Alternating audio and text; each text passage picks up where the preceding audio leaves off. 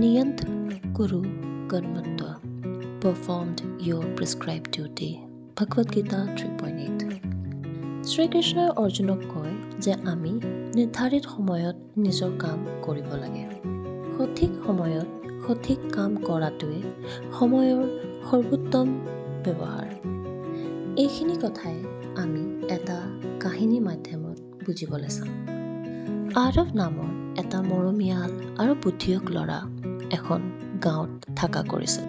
আৰৱ এটা বহুত ভাল ল'ৰা, কিন্তু তাৰ এটা বহুত বেয়া অভ্যাস আছিল, যাৰ কাৰণে সি কেতিয়াবা সমস্যাটো পৰে। সি কামবোৰ সময়ত নকৰিছিল। তাক যেতিয়া কিবা এটা কাম কৰিবলৈ দিয়া যায়, সি সদায় কয় মই এই কামটো কালি কৰিম। তাৰ যদি মাকে তাক কয় আৰৱ তুমি তোমাৰ হোমৱৰ্কখিনি কৰি লোৱা, সি মাকক কয় কি মই হোমৱৰ্কখিনি কালি কৰিম আৰু গুচি যায়।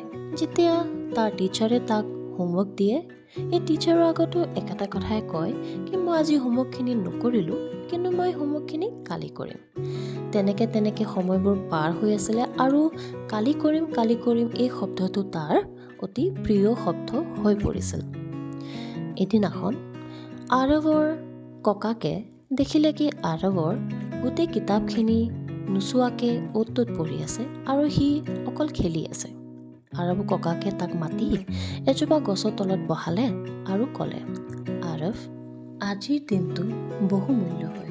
কালিতো আমি দেখা পাবও পাৰোঁ, আহিবও পাৰে, কিন্তু আজিৰ দিনটো যদি গুচি যায় এইটো কেতিয়াও ঘূৰি নাহে। আৰৱে কথাষাৰ শুনিলে, কিন্তু বৰ বেছি গুৰুত্ব নিদিলে।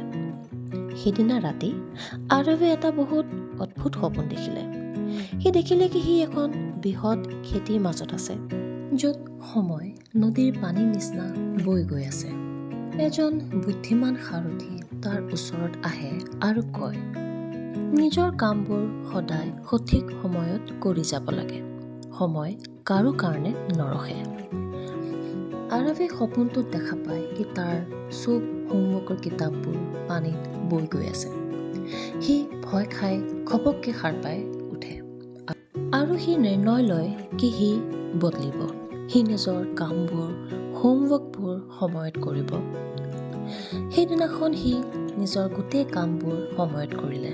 স্কুলৰ পৰা দিয়া হোমৱৰ্কবোৰ টাইমত কৰিলে, নিজৰ ডেইলি কামবোৰ সি সময়ত কৰে আৰু নিজৰ মাককো সহায় কৰে। চবে আৰৱৰ এই চেঞ্জখিনি দেখি বহুত ভাল পালে। প্ৰথমবাৰৰ বাবে আৰৱ শান্ত আৰু নিজৰ ওপৰত গৌৰৱান্বিত হয়। সেই সন্ধিয়া আৰৱ নিজৰ ককাকৰ ওচৰত গৈ কয়, ককা মই বুজি পাইছোঁ কি আজিৰ কামবোৰ আজি কৰিলেহে কাইলৈ দিনটো সহজ হৈ পৰে। আৰু সেইদিনাৰ পৰা আৰৱে সময়ক মূল্য দিয়া হ'ল। এই কাহিনীটোৰ পৰা আমি কি শিক্ষা পালোঁ? এই কাহিনীটোৰ পৰা আমি শিক্ষা পালোঁ কি সময় বহুমূল্য হয় আৰু গুচি যোৱা সময় কেতিয়াও ঘূৰি নাহে। নিজৰ কৰ্ম সঠিক সময়ত কৰাটো জৰুৰী। আশা কৰিছোঁ কাহিনীটো শুনি তোমালোকে কিবা এটা নতুন শিকিলা।